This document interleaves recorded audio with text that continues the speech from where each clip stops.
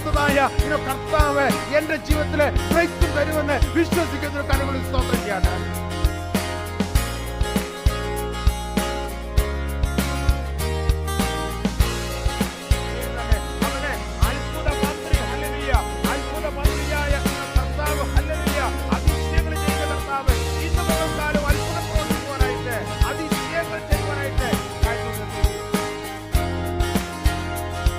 ാണ് ചിലപ്പോൾ ഭർത്താവ് പറയുന്നത് ഭാര്യയ്ക്ക് മനസ്സിലാകത്തില്ല, ഭാര്യ പറയുന്നത് ഭർത്താവിന് ചിലപ്പോൾ മനസ്സിലാകത്തുള്ള ഒരു വലിയ കൺഫ്യൂഷൻ.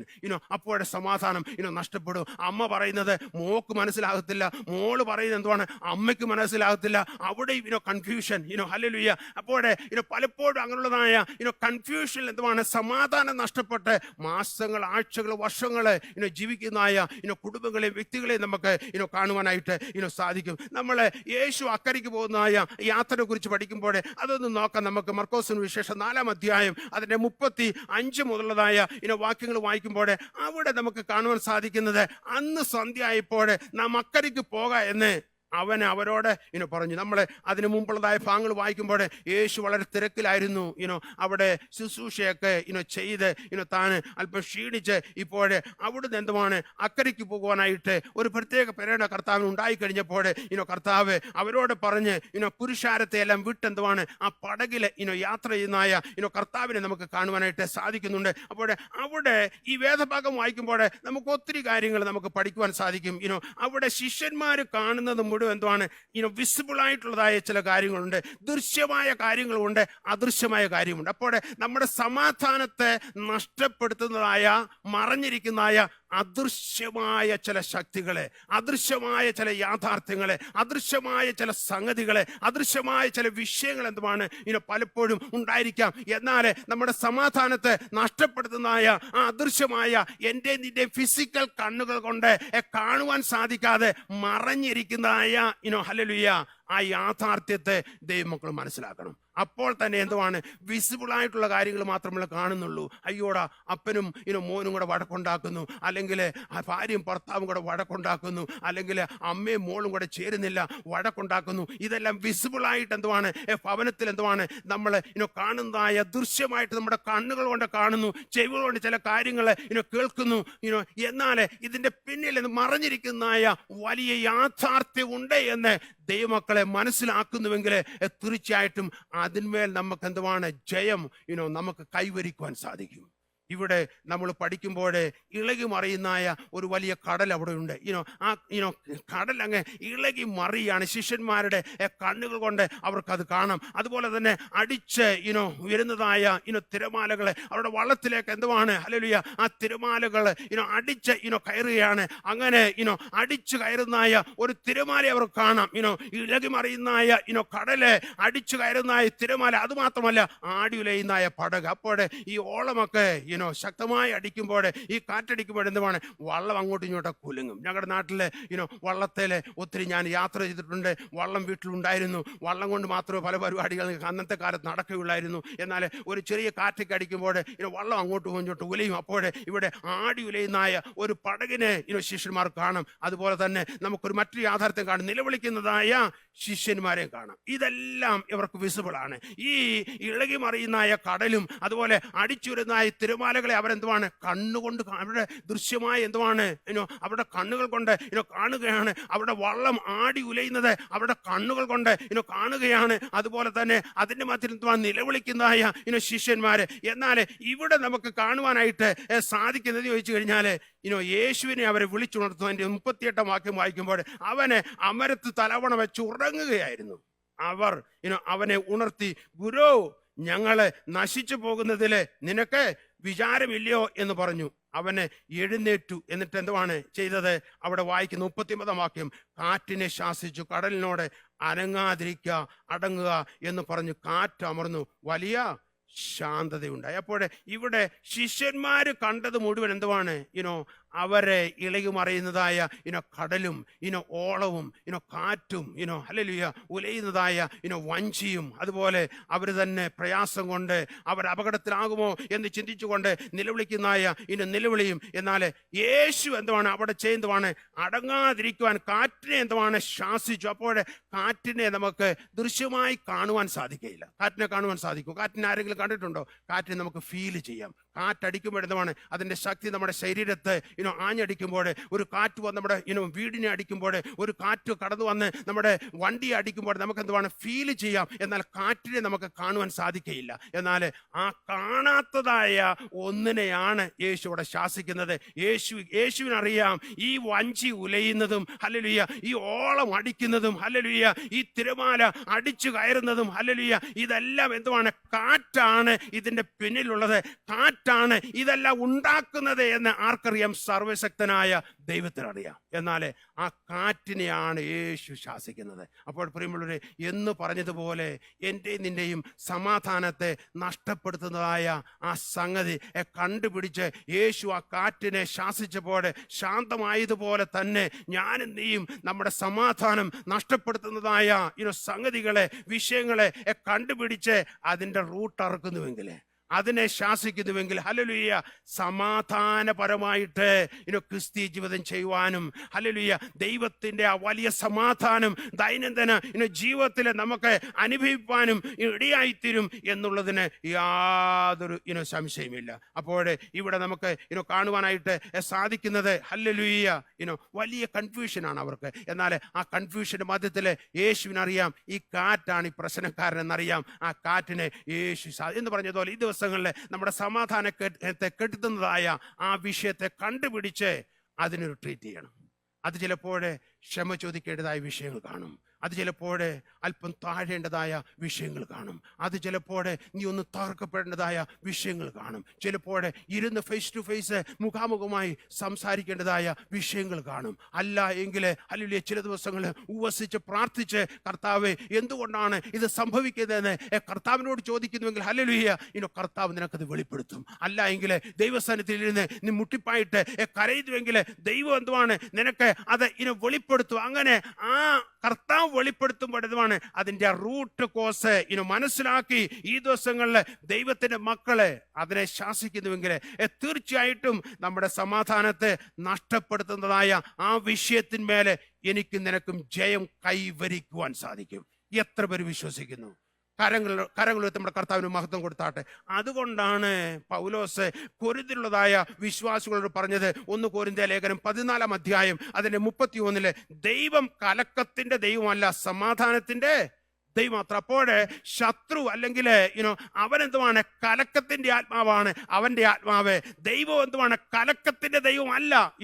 കൊരിന്ത്യ സഭയിൽ ഒത്തിരി കലക്കമുണ്ടായിരുന്നു, ഒത്തിരി ഗ്രൂപ്പിസം ഉണ്ടായിരുന്നു. അതുപോലെ തന്നെ പാപം എന്തുവാണ് അവരുടെ ഇതിലേക്ക് കടന്നു വന്ന് എല്ലാം അവരെ ഈസി ആയിട്ടെടുത്ത് എല്ലാം ഡൈലൂട്ട് ചെയ്ത് ഹല്ലേലൂയ പല കാര്യങ്ങൾക്ക് ഉപദേശങ്ങൾക്കൊന്നും പ്രാധാന്യം കൊടുക്കാതെ അവരെ മുന്നോട്ട് പോകുന്നത് പൗലോസ് കണ്ടു. അപ്പോൾ പലപ്പോഴും ആ സഭയിൽ എന്തുവാണ് ഭിന്നതയൊക്കെ പൗലോസ് കണ്ടു കഴിഞ്ഞപ്പോൾ പൗലോസ് പറയാണ്, ദൈവം ആരുടെ ദൈവമല്ല? കലക്കത്തിന്റെ ദൈവമല്ല, സമാധാനത്തിന്റെ ദൈവം അത്ര. ഈ ദിവസങ്ങളിൽ പ്രിയമുള്ളവരെ, നമ്മുടെ ദൈവം അവർ God is a God of order.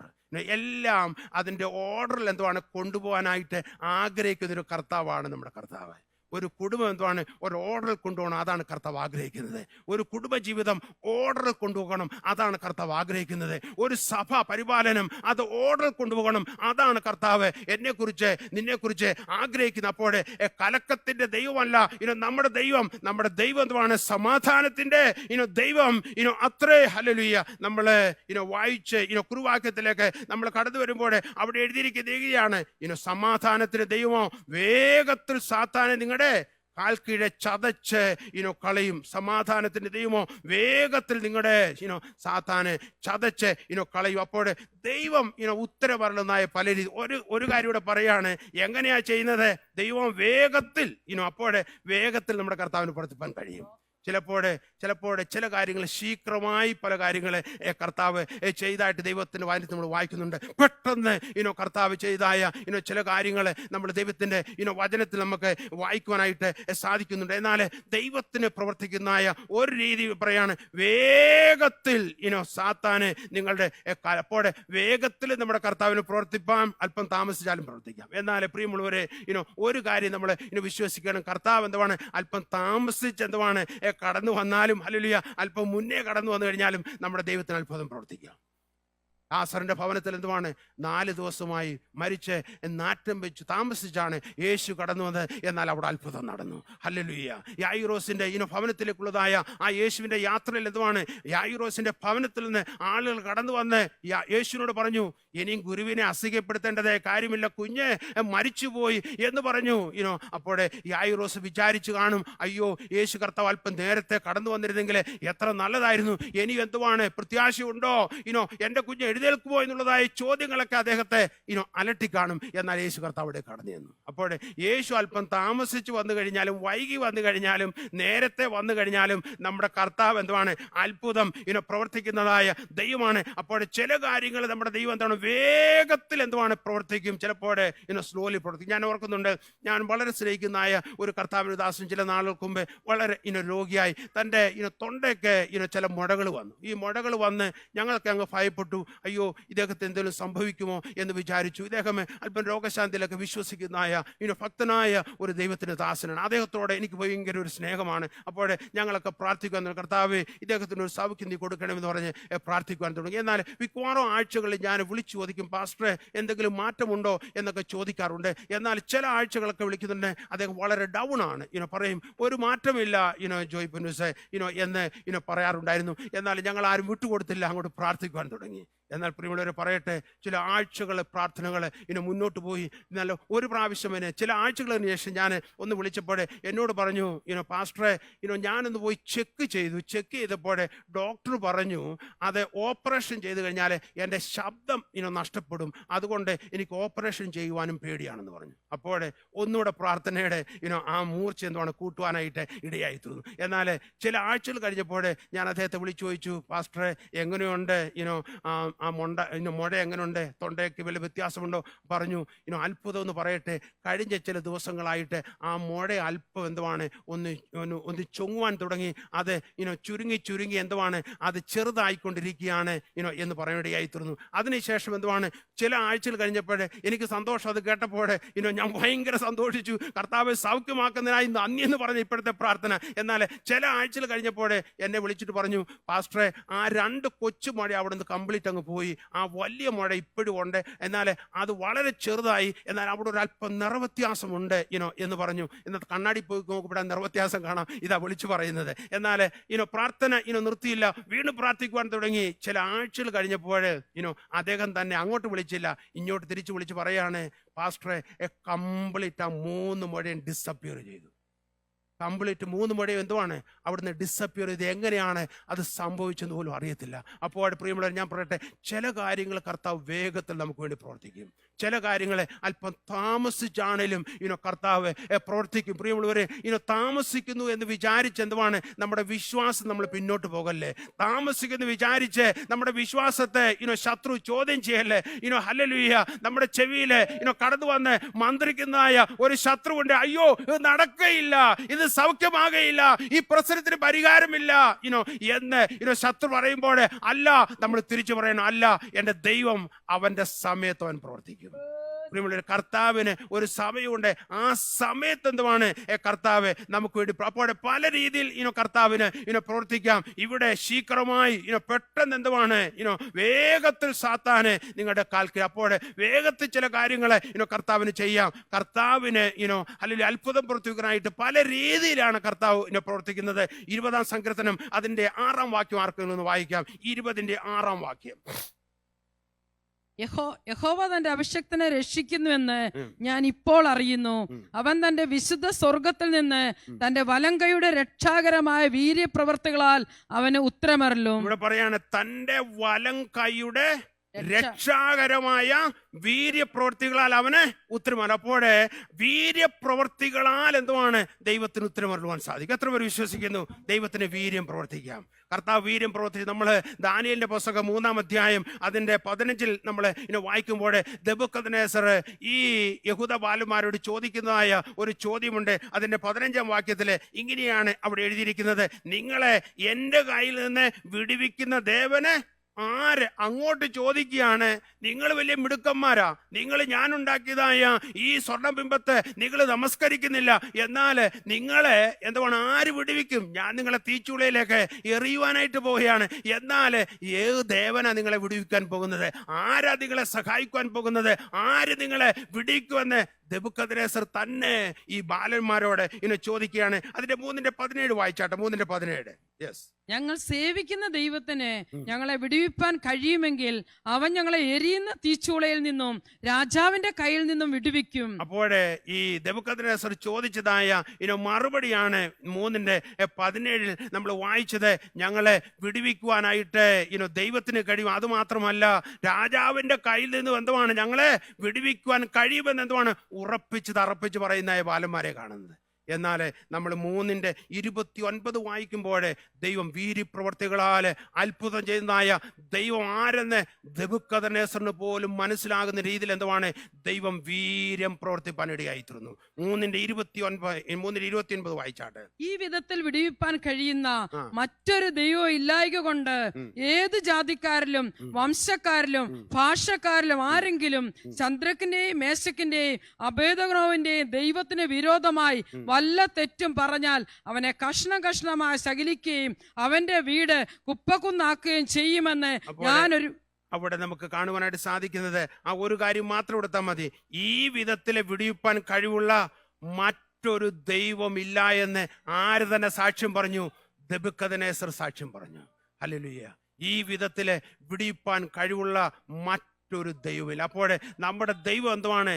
അന്നും വീര്യം പ്രവർത്തിച്ചിട്ടുണ്ട്, ഇന്നും വീര്യം പ്രവർത്തിപ്പാൻ കഴിവുള്ള ദൈവമാണ്. എത്ര പേര് വിശ്വസിക്കുന്നു?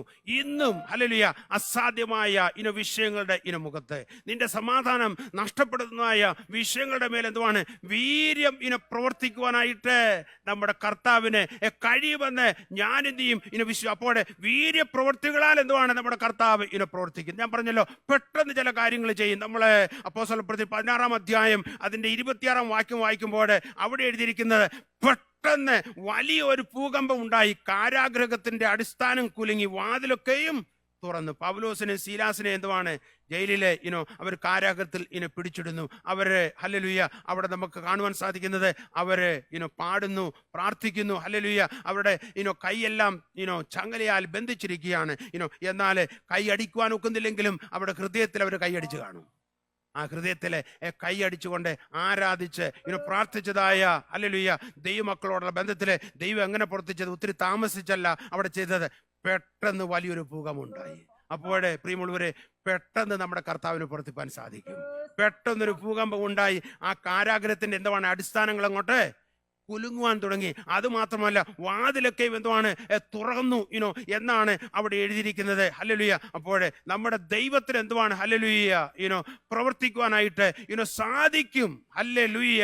വീര്യപ്രവർത്തികളാൽ ഭയങ്കര കാര്യങ്ങളാൽ നമ്മുടെ ദൈവത്തിന് എന്തുവാണ് പ്രവർത്തിപ്പാനായിട്ട് കഴിയുമെന്ന് ദൈവമക്കളെ വിശ്വസിക്കണം. ഭയങ്കര കാര്യങ്ങളാൽ എന്തുവാണ് ഉത്തരമരുളുന്നതായ ദൈവമാണ് നമ്മുടെ ദൈവം. 65-ാം സങ്കീർത്തനം അതിന്റെ 5-ാം വാക്യം വായിക്കാം. മറ്റൊരു രീതി വേഗത്തിൽ വീര്യപ്രവർത്തികളാൽ പ്രവർത്തിക്കുന്ന ദൈവം. ഇവിടെ നമുക്ക് വായിക്കുവാൻ സാധിക്കുന്നത് മറ്റൊരു ഭാഗം ഞാൻ പറഞ്ഞല്ലോ, 65-ാം സങ്കീർത്തനം അതിന്റെ 5-ാം വാക്യം. ഭൂമിയുടെ എല്ലാ അറുതികൾക്കും ദൂരത്തുള്ള സമുദ്രത്തിനും ആശ്രയമായിരിക്കുന്ന ഞങ്ങളുടെ രക്ഷാം ദൈവമേ, നീ ഭയങ്കര കാര്യങ്ങളാൽ നീതിയോടെ ഞങ്ങൾക്ക് ഉത്തരമരുളുന്നു. ഇവിടെ പറയാണ് എങ്ങനെയാണ്? നീ ഭയങ്കര കാര്യങ്ങളാൽ എങ്ങനെയാണ് നീതിയോടെ ഉത്തരമല്ല. അപ്പോൾ ഭയങ്കര കാര്യങ്ങളാൽ എന്തുവാണ് ഉത്തരമരുളും ദൈവം. വീര്യപ്രവർത്തികളാൽ മാത്രമല്ല, ഭയങ്കര കാര്യങ്ങളാൽ ഉത്തരം. കാറ്റിനെ ശാസിച്ചതൊരു ഭയങ്കര കാര്യമല്ലേ? ഹല്ലേലൂയ. അവര് ഈ ഓളവും തിരുമാലയൊക്കെ കണ്ട് അവർ ഭയപ്പെട്ടു നിലവിളിച്ച ശിഷ്യന്മാര്. എന്നാൽ യേശു കാറ്റിനെ ശാസിച്ചു. ഒരു ഭയങ്കര അത്ഭുതമാണ് അവിടെ നടക്കുന്നത്. യായിറോസിന്റെ മകളെ ഉയർപ്പിച്ചത് മറ്റൊരു ഭയങ്കര കാര്യമാണ്. ഹല്ലേലൂയ. യോർദാനെ വറ്റിച്ച് ദൈവമക്കളെ അക്കരെ കടത്തത് മറ്റൊരു ഭയങ്കര കാര്യമാണ്. യോർദാനെ കുറിച്ച് പഠിക്കുമ്പോൾ സമ്മറിൽ പോലും അല്ലെങ്കിൽ വേനൽക്കാലത്ത് പോലും കവിഞ്ഞൊടുക്കുന്ന യോർദാൻ എന്ന് എഴുതി വെച്ചിരിക്കുന്നത്. എന്നാൽ അതിനെ പറ്റിച്ച് ഹല്ലേലൂയ, അതിനെ വറ്റിച്ച് അതിനെ ഹല്ലേലൂയ ചിറ പോലെ നിർത്തി ദൈവത്തിന്റെ മക്കളെ അക്കരെ കടത്തിയെങ്കിലും പ്രിയമുള്ളവരെ അതൊരു വലിയ ഭയങ്കര കാര്യമാണ്. ഹല്ലേലൂയ. ദാനിയേലിനെ സിംഹത്തിന്റെ കുഴിയിൽ നിന്ന് വിടുവിച്ചുവെങ്കിൽ അതൊരു വലിയ ഭയങ്കര കാര്യമാണ്. എരിഹോവിനെ ദൈവമക്കൾക്ക് വേണ്ടി തകർത്തുവെങ്കിൽ അതൊരു വലിയൊരു ഭയങ്കര കാര്യം തന്നെയാണ്. Hallelujah, hallelujah, hallelujah. പാറയിൽ നിന്ന് വെള്ളം പുറപ്പെടുവിച്ച് ദൈവമക്കൾക്ക് വെള്ളം കൊടുത്തുവെങ്കിൽ അതൊരു ഭയങ്കര കാര്യമാണ്. മരിച്ച ലാസറിനെ ഉയർപ്പിച്ചുവെങ്കിൽ അത് വലിയ ഭയങ്കര കാര്യം തന്നെയാണ്. ഹല്ലേലൂയ. ഇന്ന് പോൽക്കാലം ആ ഭയങ്കരനായ ദൈവം ഹല്ലേലൂയ വീര്യപ്രവൃത്തികളാല് ഭയങ്കരനായ ദൈവം എന്തുവാണ്? ഭയങ്കര കാര്യങ്ങളാല് എനിക്കും നിനക്കും വേണ്ടി പ്രവർത്തിക്കും. എത്ര പേര് ഇന്ന് പോൽക്കാലം വിശ്വസിക്കുന്നതായ ദൈവമക്കൾക്ക് വേണ്ടി ഇന്ന് പോൽക്കാലം ഭയങ്കര കാര്യങ്ങള്, ചില വീര്യപ്രവർത്തികള് എൻ്റെ നിന്റെയും ജീവിതത്തില് ചെയ്യുവാനായിട്ട് കർത്താവ് ആഗ്രഹിക്കുന്നു. ഇന്ന് പോൽക്കാലം പ്രിയമുള്ളവരെ നമ്മൾ കേട്ടതുപോലെ തന്നെ നമുക്ക് ഇന്ന് പോൽക്കാലം ഒന്ന് ആഗ്രഹിക്കാം. ഞാൻ സമാധാനം ഉണ്ടാക്കുന്ന ഒരു വ്യക്തി ആയിരിക്കണം. നമ്മുടെ സമാധാനം നഷ്ടപ്പെടുന്നതായ വിഷയങ്ങൾ കാണും. ഹല്ലേലൂയ. ഇവിടെ ഫ്രാൻസിസ് അസീസി തൻ്റെ ഒരു പ്രാർത്ഥനയിൽ താൻ ഇങ്ങനെ പ്രാർത്ഥിക്കുന്നുണ്ട്, Lord make me an instrument of your piece എന്ന് പറഞ്ഞാൽ ദൈവമേ അങ്ങയുടെ സമാധാനത്തിന്റെ ഒരു ഉപകരണമായി എന്നെ ഉപയോഗിക്കണേ, തീർക്കണമേ എന്നാണ് അദ്ദേഹം. ഇന്ന് പൽക്കാലം നമുക്ക് പ്രാർത്ഥിക്കാം, കർത്താവ് സമാധാനത്തിന്റെ ഒരു ഉപകരണമായി എൻ്റെ വീട്ടിൽ എന്നെ ഉപയോഗിക്കണമേ. ഹല്ലേലൂയ. ഒരു സഹോദരി മതി ഒരു സമാധാനം എന്തുവാണ് ഒരു വീട്ടിലുണ്ടാക്കുവാന്. ഒരു സഹോദരൻ മതി സമാധാനത്തിന്റെ ഒരു ആയുധമായി, സമാധാനത്തിന്റെ ഒരു ഉപകരണമായി നീ തീരുന്നുവെങ്കിൽ സമാധാനം നിന്റെ കുടുംബത്തില് ഉണ്ടാക്കുവാൻ സാധിക്കും. സമാധാനം സഭയില് ഉണ്ടാക്കുവാൻ സാധിക്കും. സമാധാനം വർക്ക് സ്ഥലങ്ങളില് ഉണ്ടാക്കുവാൻ സാധിക്കും. സമാധാനം നിന്റെ അയൽപക്കങ്ങളില് ഉണ്ടാക്കുവാനായിട്ട് സാധിക്കും. എത്ര പേർ ആഗ്രഹിക്കും, കർത്താവേ സമാധാനത്തിന് ഉപകരണമായി എന്നെ, നിന്റെ സമാധാനത്തിന്റെ ഉപകരണമായി എന്നെ നീ ഉപയോഗിക്കണം. എത്ര പേര് പറയും? ഹല്ലേലൂയ. ഇന്ന് പോൽക്കാലം നമുക്ക് ആഗ്രഹിക്കാം, സമാധാനം ഒരിക്കലും നമ്മൾ ഫേക്ക് ചെയ്യല്ലേ, സമാധാനം ഒരിക്കലും നമ്മളെ ആക്ട് ചെയ്യരുത്.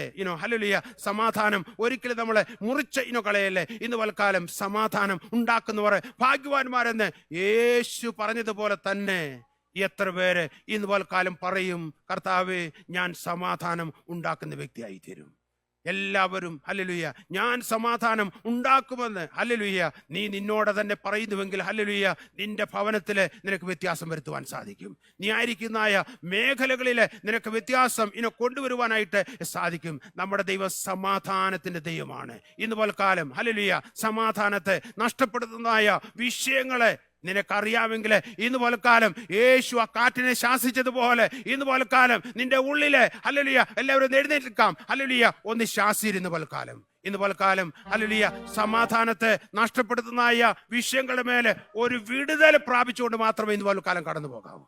എത്ര പേരാ കർത്താവേ എൻ്റെ സമാധാനത്തെ നഷ്ടപ്പെടുന്നതായ ഇന്ന വിഷയം എനിക്കറിയാം, ഇന്ന വിഷയം ഉണ്ട് കർത്താവേ, എന്നാൽ അതിന്മേലെ ഇന്ന് പോൽക്കാലം ഒരു വിടുതൽ യേശു കർത്താവേ നീ അയക്കണമേ എന്ന് പറയുന്നുവെങ്കിൽ ഹല്ലേലൂയ ആ വിഷയത്തിന്മേലെ കർത്താവ് ഹല്ലേലൂയ വലിയ വിടുതലയച്ച് വീര്യം പ്രവർത്തിച്ച് ഭയങ്കര കാര്യം ചെയ്ത് വേഗത്തിൽ എന്തുവാണ് ശത്രുവിന്റെ തലയെ അവൻ തകർക്കും. ഹല്ലേലൂയ. ശത്രുവിനെ അവൻ തകർത്ത് നിന്റെ സമാധാനം നഷ്ടപ്പെടുത്തുന്നതായ ആ റൂട്ട് കോസിനെ മുറിച്ചു കളഞ്ഞ് വലിയ ജയം, വലിയ അനുഗ്രഹം ഈ ദിവസങ്ങളിലെ വലിയ സമാധാനം അനുഭവിപ്പാനായിട്ട് ഇടയായിത്തീരും. ഇന്ന് പോൽക്കാലം എത്ര പേര് ആഗ്രഹിക്കുന്നു, കർത്താവേ അങ്ങനെയുള്ളതായ ഒരു സമാധാനകാംക്ഷിയായി, ഒരു സമാധാനം കൊടുക്കുന്ന വ്യക്തിയായി, ഒരു സമാധാനത്തിന്റെ ഉടമയായി നീ എനിക്ക് തന്നിരിക്കുന്നതായ ആ സമാധാനത്തോടെ ജീവിപ്പാൻ നീ എന്നെ സഹായിക്കണമെന്ന് എത്ര പേര് പ്രാർത്ഥിക്കും. Thank you.